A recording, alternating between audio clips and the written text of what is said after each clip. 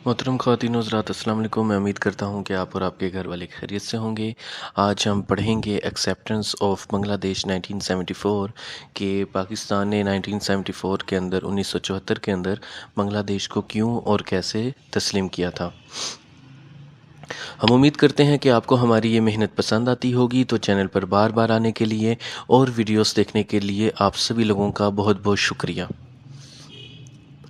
ख़वातीनो हज़रात, ये दुनिया का नक्शा है, प्लैनेट अर्थ का नक्शा है, और यहाँ पर हर खित्ते की अपनी अपनी एक कहानी है, अपनी अपनी एक तारीख़ है।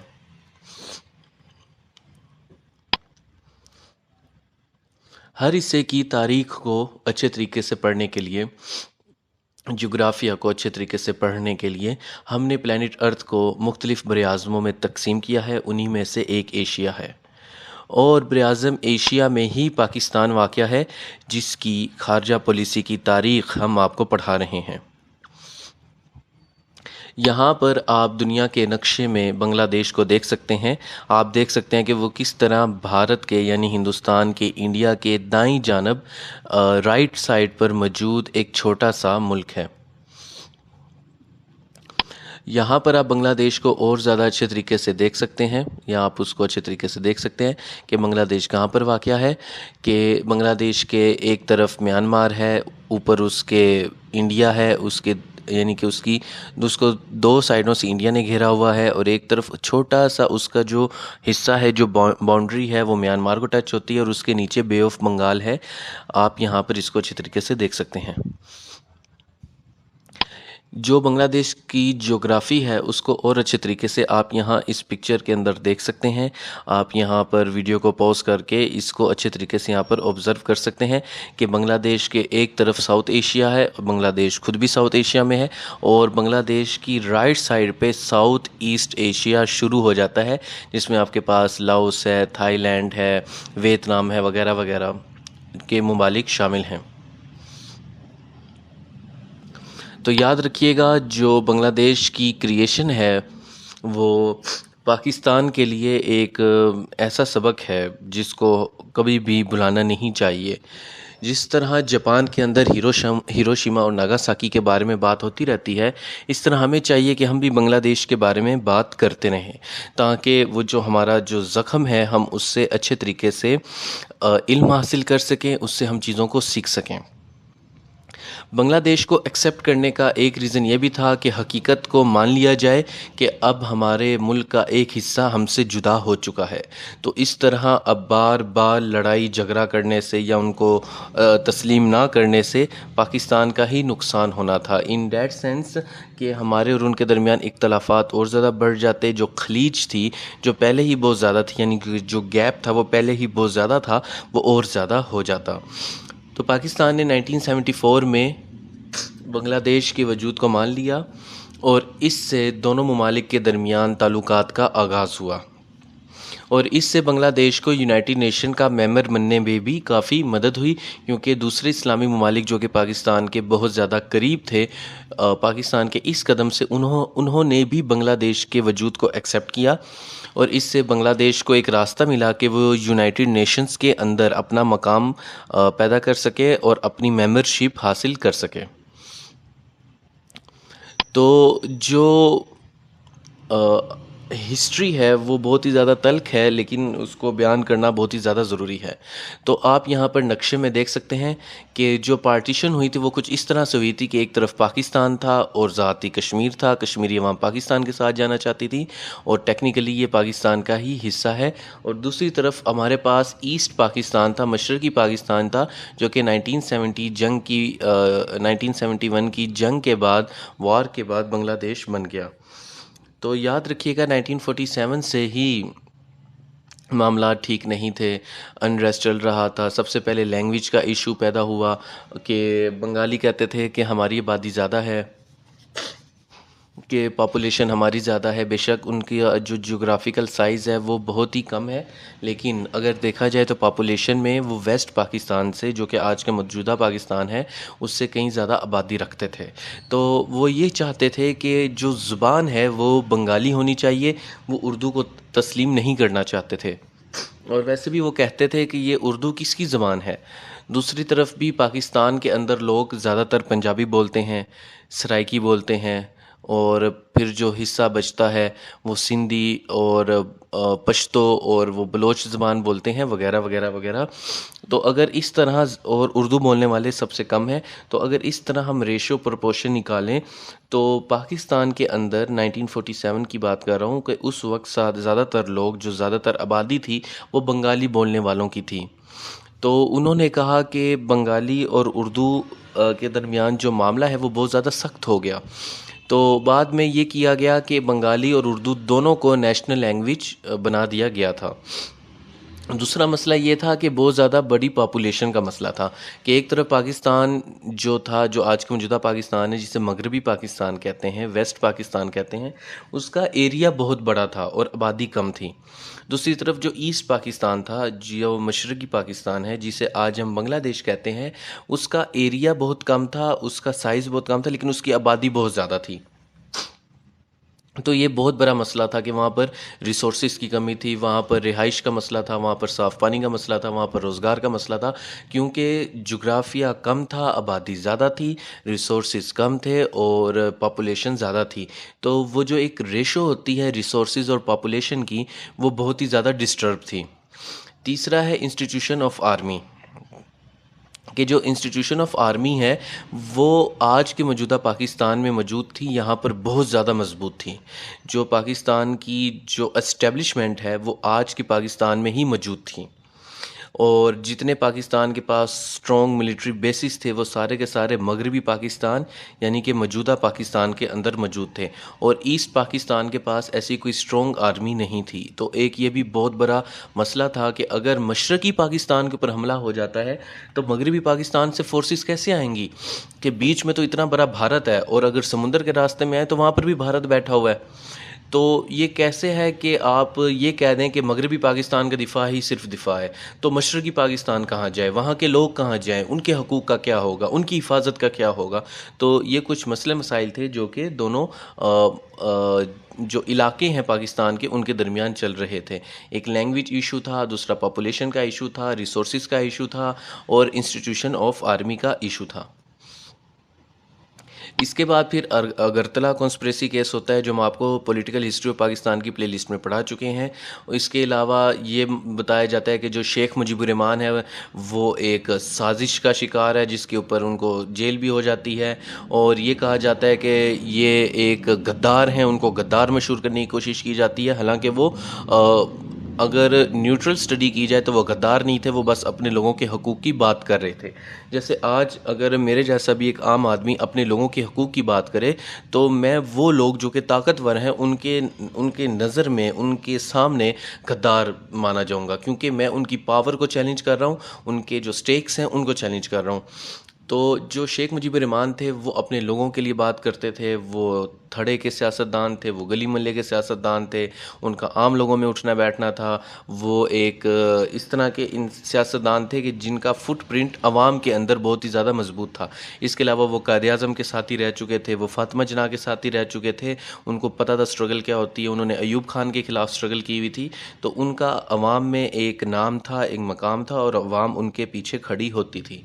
तो अगरतला कॉन्स्पिरेसी मेरे ख्याल से, बेशक अगर ये सच भी हो, तो एक जो अवामी लीडर होता है, याद रखिएगा पॉपुलिस्ट लीडर में और अवामी लीडर में फ़र्क होता है। पॉपुलिस्ट लीडर सिर्फ अपनी पॉपुलैरिटी और चर्ब ज़मानी की बुनियाद के ऊपर इलेक्शन जीत सकता है, लेकिन जो अवामी लीडर होता है, जो वाकई अवाम के अंदर जाता है, वो मुश्किल काम है।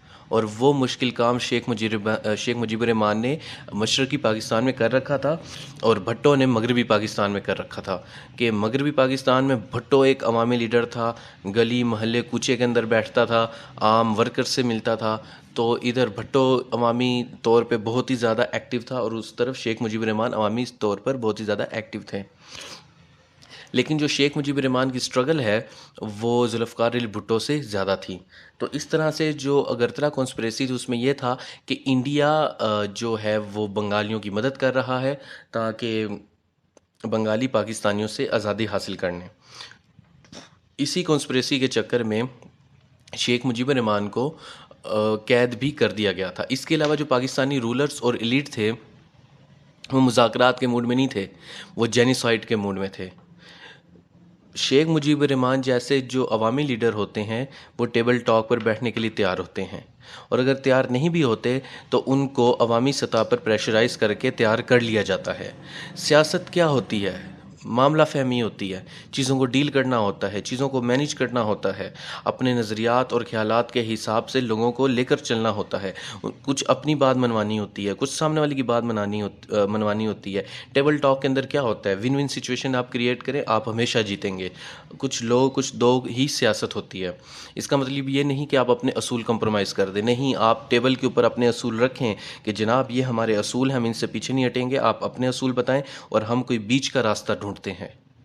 लेकिन पाकिस्तानी एलीट और जो रूलर्स थे, यानी कि वडेरे टाइप लोग, और जो एलीट से मुराद यहाँ पर मिलिट्री एस्टेब्लिशमेंट और सिविल मिलिट्री एस्टेब्लिशमेंट है, वो जेनोसाइड के मूड में थी। और वो बंगालियों को हकीर समझते थे और उनको लगा कि कीड़े मकोड़े इनको हम कुचल देंगे। लेकिन उन्होंने ही, जिनको ये कीड़ा मकोड़ा समझते थे, इस तरह बगावत की कि पाकिस्तान में एक सिविल वॉर स्टार्ट हो गई, और उस सिविल वॉर का फ़ायदा फिर इंडिया ने उठाया, और इंडिया ने फिर अपने ट्रूप्स भेज दिए, और नतीजा निकला कि हम 1971 की जंग इंडिया से हार गए, क्योंकि पाकिस्तान की आर्मी दो फ्रंट पे लड़ रही थी। एक तरफ वो बंगालियों से लड़ रही थी जो बागी थे, उनको कुचलने में लगी हुई थी, और दूसरी तरफ वो हिंदुस्तानी फ़ौजियों से लड़ रही थी। तो इस तरह वो बीच में पिस के रह गए। तो 1971 की जंग के बाद भी तो जो पोलिश ड्राफ्ट था रेजोल्यूशन का यूनाइटेड नेशन के अंदर, वो ये कह रहा था कि भाई अगर वो जीते हैं, वो इलेक्शन जीत गए, तो आप उनको हुकूमत दे दो। शेख मुजीबुर रहमान की पार्टी इलेक्शन जीती है तो आप हुकूमत दे दो, आप मेहनत करो, आप भी गली गली कूचे कूचे जाओ और आप मेहनत करो, तो अगली दफ़ा हुकूमत आप ले लो, इसमें कौन सी मुश्किल बात है। लेकिन जुल्फ़िकार अली भुट्टो ये मानने के मूड में नहीं थे। तो पोलिश रेजोल्यूशन ये थी, जो कि दिसंबर 1970 में पेश की गई थी, वो ये थी कि भाई अगर शेख मुजीबुर रहमान की पार्टी जीती है तो आप उनके सुपुर्द हुकूमत कर दें। लेकिन जो जुल्फ़िकार अली भुट्टो हैं वो शायद अपने वडेराइज़म में और अपने एक ज़ोम में और शायद बंगालियों को हकीर समझने के चक्कर में ये मौका हाथ से गवा बैठे। जो शेख मुजीबुर रहमान के 6 पॉइंट्स थे, वो भी मैं आपको पॉलिटिकल हिस्ट्री ऑफ पाकिस्तान में पढ़ा चुका हूँ, उसकी प्लेलिस्ट में जाके आप देख सकते हैं। तो अगर उस 6 पॉइंट्स में से 3 भी मान लेते वक्ती तौर पे, उसको टेबल के ऊपर ले आते, अगर वो टेबल के ऊपर आ जाता, 3 पॉइंट मान लेते, 3 ना मानते और उसको टरखाए रखते और हर 10-15 साल बाद 1 पॉइंट मान लेते, तो शायद आज जो मशरक़ी पाकिस्तान है वो हमारे पास होता और हम इंडिया को उसकी गर्दन से पकड़ सकते थे। लेकिन अफसोस कि हमने टेबल टॉक और सियासत करने की बजाय वो सेंड मैसेज टू डैड वडेरा कि तुम्हारा पानी की ओर पहुंच जाएगा, इस तरह की रील आपने देखी होंगी, हमने जेनोसाइड का मूड ही रखा। मैं उम्मीद करता हूं कि इसके बाद कोई विगो डाला नहीं आएगा, क्योंकि अगर आप मिलिट्री के ऊपर हेल्दी डिस्कशन करें तो वो भी इस बात से खुश होते हैं। उनको बस एक चीज़ से इशू होता है और वो होता है 9 मई। तो आप उनके खिलाफ कोई ऐसा एक्शन ना लें तो उनको कोई इशू नहीं होता, आप बाकी चीज़ों के ऊपर बात कर सकते हैं। और दूसरी तरफ देखा जाए कि पाकिस्तान के अंदर इस्लामिक रेजोल्यूशन हुई थी, जो कि मैं आपको पिछले लेक्चर में पढ़ा चुका हूँ कि मिडल ईस्ट के क्राइसिस और बाकी मुस्लिम दुनिया का क्राइसिस वगैरह देखना था, तो पाकिस्तान ने उसमें बांग्लादेश को एक्सेप्ट किया। तो कुछ इस जो मुस्लिम लीडर्स थे वो उन्होंने यानी उन्होंने फ्लू किया, वो उड़े, वो बांग्लादेश पहुँचे, वहाँ से शेख मुजीबुर रहमान को लिया और समिट में उसको लेकर आ गए। तो वो अगर अब आ सकता था तो वो पहले भी आ सकता था, इतना कोई बड़ा मसला नहीं था। तो इस तरह जो एक बहुत बड़ा मसला था वो ख़त्म हुआ कि दूसरी इस्लामी सरबराही कॉन्फ्रेंस पाकिस्तान में हो रही थी और बांग्लादेश के जो लीडर थे शेख मुजीबुर रहमान वो आए, उन्होंने विज़िट किया और उस वक्त भुट्टो और वो एक दूसरे के साथ खुशगवार मूड में रहे। तो बांग्लादेश को एक्सेप्ट करने के बाद पाकिस्तान ने अच्छे ताल्लुकात बनाने की कोशिश की। बांग्लादेश और पाकिस्तान ने कोशिश की कि क्यों ना हम आपस में अब मिलकर चलें, कि जो माजी में हो चुका उसको बुलाकर आगे मूव ऑन करें, और जो प्रिजनर्स थे जंग के उनके ऊपर बात हुई, और जो वहाँ पर लोग थे यानी कि बंगाली इधर पाकिस्तान में मौजूद थे और पाकिस्तानी लोग बांग्लादेश में मौजूद थे, तो उनकी जो आमदोरफ्त है और जो उनका जो तबादला है उसके ऊपर बातचीत हुई वगैरह वगैरह वगैरह। पाकिस्तान अब एक जो स्ट्रेटजिकली एक मुख्तलिफ मुल्क बन चुका था और इसका अंदाज़ा हमें आज भी होता है। इसके अलावा अगर बात की जाए कि जो पाकिस्तान का एटीट्यूड था उसको आज भी डिस्कस किया जा सकता है।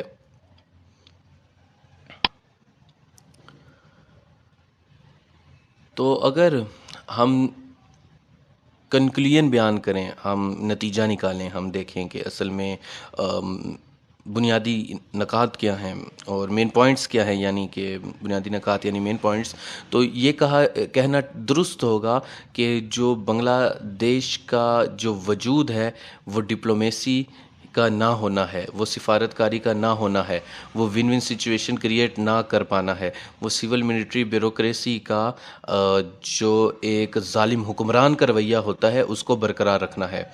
तो अगर ऐसा ना होता तो आज अगर बांग्लादेश पाकिस्तान ही होता तो हम इंडिया को उसकी गर्दन से दबोच सकते थे। हम साउथ ईस्ट एशिया के साथ म्यांमार के थ्रू तिजारत कर सकते थे। हम चाइना को और अल्टरनेटिव्स प्रोवाइड कर सकते थे। हमारी जो हमारी जियोग्राफिकल लोकेशन है, जियो स्ट्रेटिजिक लोकेशन है, वो बहुत ज़्यादा स्ट्रॉन्ग होती। वो इतनी स्ट्रॉन्ग होती कि हम एक तरफ सेंट्रल एशिया के साथ लिंक कर सकते थे, हम ईरान के साथ लिंक करते हैं, हम पानी के रास्ते से मिडल ईस्ट के साथ लिंक करते हैं, और हम दूसरी तरफ से साउथ ईस्ट एशिया के साथ भी लिंक जनरेट करते, और इस तरह एक ब्रिज का काम करते, और हाँ, मौका पड़ने पर इंडिया को सैंडविच भी कर सकते थे। लेकिन अफसोस कि हम ऐसा नहीं कर सके। तो ये आज का लेक्चर था। हम उम्मीद करते हैं कि आपको पसंद आया होगा, और चैनल पर बार बार आने के लिए, वीडियोस देखने के लिए बहुत बहुत शुक्रिया। ये चैनल उन लोगों के लिए है जो कि huge amount of academy fees afford नहीं कर सकते, तो वो तमाम लोग जो कि इस काबिल हैं, तो आप उन तक ये चैनल को शेयर लाजमी कीजिएगा। तो हम उम्मीद करते हैं कि आपको हमारी मेहनत पसंद आती होगी। चैनल पर बार बार आने के लिए और वीडियोज़ देखने के लिए आप सभी लोगों का बहुत बहुत शुक्रिया। अल्लाह हाफिज़।